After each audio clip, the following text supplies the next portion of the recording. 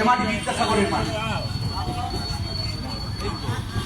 মেদিনীপুর বিপ্লবের মাটি, যে মাটি মাতঙ্গিনী হাজরার মাটি, শহীদ ক্ষুদিরামের মাটি।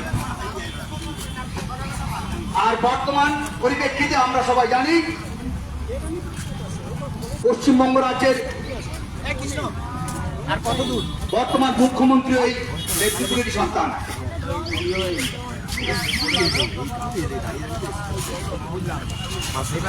একটা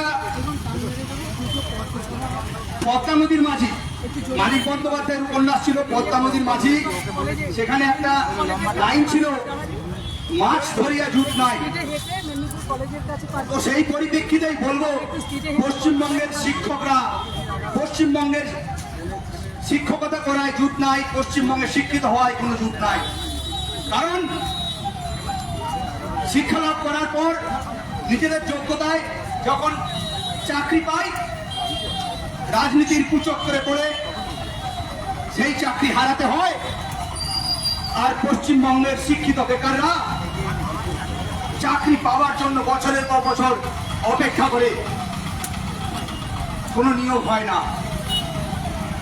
এক্ষেত্রে যারা চাকরি করছিল তারাও দুর্ভাগা, আর যারা চাকরি প্রার্থনা করে, যারা কর্মপ্রার্থী, যারা চাকরি পেতে চায় শিক্ষা লাভের পরে, সেই শিক্ষিত বেকার সমাজ তারাও দুর্ভাগা। সেই জন্যই বললাম, পশ্চিমবাংলায় শিক্ষক হয়ে কোনো জুট নাই, পশ্চিমবাংলায় শিক্ষিত হয়ে কোনো জুট নাই। আমাদের বর্তমান যিনি শিক্ষামন্ত্রী কিছুদিন আগে বলছিলেন সরকার একটা কন্টিনিউয়াস প্রসেস, ওটা নাকি নদীর মতো প্রবাহিত হয়। তাহলে বিগত সরকারের চোর চট্টামি, তার দুর্নীতি, শুধু তার ভালোটা নেবেন, খারাপটা নেবেন না, তার অন্যায় যেখানে হয়েছে সেখানে প্রতিকার করবেন না, যে প্রতিশ্রুতিগুলো দিয়েছেন সেগুলো পালন করবেন না। না এখানে আপনি মমতা ব্যানার্জির সমর্থক। মমতা ব্যানার্জি একটা কথা বলেছিল, প্রতিশ্রুতি মানেই প্রতারণা। তাহলে কি আমরা ভেবে নেব বর্তমান মুখ্যমন্ত্রী যেহেতু ওই দলেই ছিলেন, উনি ওই পথে অনুসরণ করছেন, প্রতিশ্রুতি মানেই প্রতারণা? কিন্তু আমরা এটা বিশ্বাস করতে চাই না। আপনার একটা আলাদা প্রতিচ্ছবি আমাদের মনে রয়েছে, আপনি একজন লড়াকু নেতা। বিশেষ করে আমি বলতে চাই, আমি এই মেদিনীপুরের সন্তান, আমার বাড়ি ওই মেদিনীপুরে, এবং আজকে যখন অনেকদিন পরে আমি এই অশোকনগরে এলাম, ওই জায়গাটা চারদিকে শুধু মেস। একজন শিক্ষিত ম্যাথমেটিক্সের ছেলে বেকার এসে দেখা করলো, বলছে স্যার আপনাদেরকে দেখেছি, আপনাদের যন্ত্রণা আমাদেরকে খুব ব্যথা দিয়েছে, আমরাও চাকরি চাই, কিন্তু আমরাও দিশা খুঁজে পাচ্ছি না। বলুন তো। আমি ওকে বললাম, ভাই আমাদের সঙ্গে যা হয়েছে তোমাকেও আমি কি বলে যে উৎসাহ দেবো যে পরিশ্রম করো, সৎ থাকো, লড়াই করো, পড়াশোনা করো, চাকরি পাবে? আমি বলতে পারি যে কথাটা আমি ক্লাসেও বলতে পারছি না। এখন আমি আমার বাচ্চাদেরকে উৎসাহিত করতে পারছি না যে সৎ থাকতো, সততার দাম পাই। কেন ঘুরে আমাকেই প্রশ্ন করবে, স্যার আপনারা সৎ থেকে কি দাম পেয়েছেন নাকি? পাইনি তো। এই সমাজ আমাদেরকে দেয়নি, এই বিচার ব্যবস্থা আমাদের সঙ্গে অন্যায় করেছে, রাজ্য সরকার অন্যায় করেছে। হ্যাঁ, বর্তমান রাজ্য সরকারের দায় নেই, কিন্তু দায়িত্ব আছে। দায় নেই কারণ ওনারা চুরি করেননি, কারণ ওনারা চাকরি বিক্রি করেননি পয়সার বিনিময়ে, সেই জন্য ওনাদেরকে সাধুবাদ জানেন। হয়তো সেই সুযোগ পাইনি, এখনো 5টা বছর আছে, হয়তো করবেন। কেন? রাজনীতির কিছু কমন ফর্মুলা আছে।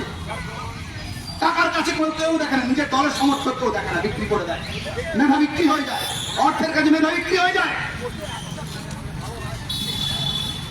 আপনি প্রতিশ্রুতি দিয়েছেন যোগ্যদের চাকরি ফেরাবেন, আপনি আপনার প্রতিশ্রুতি রাখবেন না? আপনাকে রাখতে হবে। কি যন্ত্রণা নিয়ে সুবর্ণা পড়েছে, কি যন্ত্রণা নিয়ে প্রশান্ত রয়েছে, কি যন্ত্রণা নিয়ে বাকি এই 15,403 জন যোগ্য শিক্ষক, সেই সঙ্গে 3,394 জন শিক্ষাকর্মী দিন কাটাচ্ছে, যাদের 17 মাস বেতন নেই। বাংলার মানুষ কি নির্বোধ হয়ে গেছে, নির্বাক হয়ে গেছে? তাদের সহানুভূতি লোপ পেয়েছে। রাজনৈতিক দলগুলো কোথায়? ভারতবর্ষের বুকে এত বড় অন্যায় হলো, বিচার ব্যবস্থা নির্বিকার, লজ্জা লাগায় ভারতবর্ষের বিচার ব্যবস্থার উপরে। আপনাদের নামের একটা সুপ্রিম চলে, আপনারা যা খুশি তাই করবেন নাকি? আপনারা কি করছেন? আপনারা 45-এর সঙ্গে 25কে পরীক্ষায় বসাচ্ছেন, আপনার 48-এর সঙ্গে 28কে পরীক্ষায় বসাচ্ছেন, আপনারা যা খুশি করবেন তাই নাকি? এটা মেনে নেওয়া যায় না। আমরা রাজ্য সরকারের কাছে বারবার অনুরোধ করছি, আপনার দায়িত্ব মনে করিয়ে দেওয়ার চেষ্টা করছি। যে প্রতিশ্রুতি আপনারা দিয়েছেন, আপনাদের কাছে আপনারা অনুরোধ করছি, প্রার্থনা করছি, আপনাদেরকে তো মমতা ব্যানার্জির মতো চোর চোর এই দোষে সাব্যস্ত করতে পারবো না, সেটা আমরাও জানি। কিন্তু আপনারা যদি যোগ্যদের যারা নির্দোষ, যারা কোনো অন্যায় করেনি, তাদেরকে স্কুলে ফিরিয়ে দেওয়ার, তাদের চক রাস্তার আবার ফিরিয়ে দেওয়ার ব্যবস্থা করেন, বাংলার সাধারণ মানুষও সাধুবাদ জানাবে, আপনাদেরকে আবার সমর্থন জানাবে। কিন্তু কি দেখছি আমরা, আমার বন্ধু কৃষ্ণগোপাল বলেছিল বর্তমান রাজ্য সরকার ভালো ব্যবহার খুঁজছে না, ভালো তৃণমূল খুঁজছে। যোগ্য শিক্ষকদের, শিক্ষাকর্মীদের যন্ত্র বোঝার চেষ্টা করছে না, মুখে একটা কথা বলছে না। পরে কোথায় যাইনি আমরা সমস্ত নেতা মন্ত্রীর কাছে গিয়েছি, কিন্তু কেউ কোনো কথা বলছে না। কেন কেন বলছে না? ভোট বড় ভালোই ছিল, ভোটের আগে হাতে মাথায় হাত বুলিয়ে বলেছিলেন আমরা সব ক্ষমতা এলে আপনাদের চাকরি ফিরিয়ে দেওয়ার ব্যবস্থা করবো।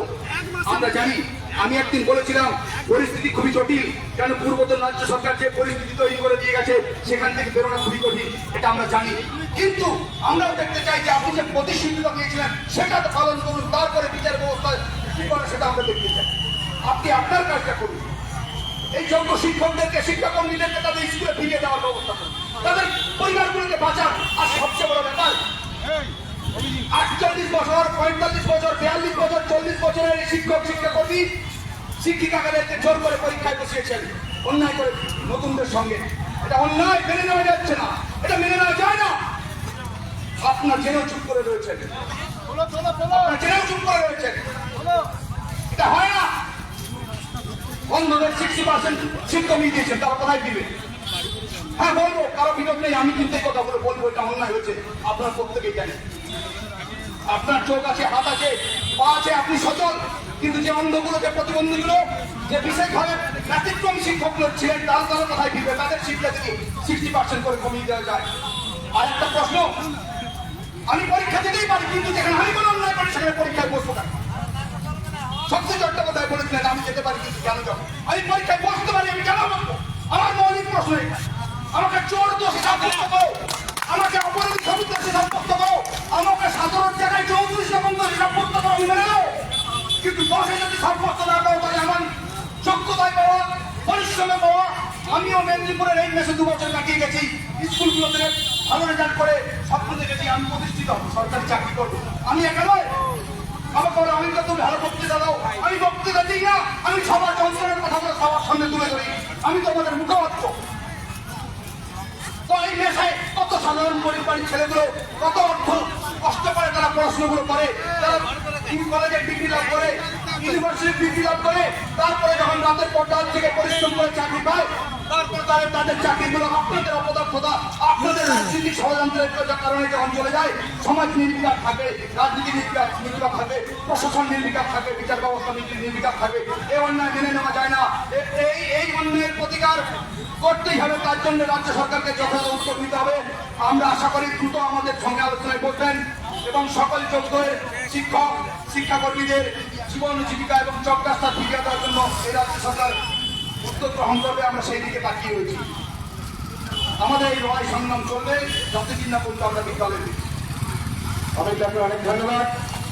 কিশুনদা, আমাদের মিছিল স্টার্ট করবো, আপনারা দুদিকে চলে যাবেন, যারা আপনি যেভাবে ছিলেন সেখানে চলে যাবেন। মিছিলটা স্টার্ট করে দিন।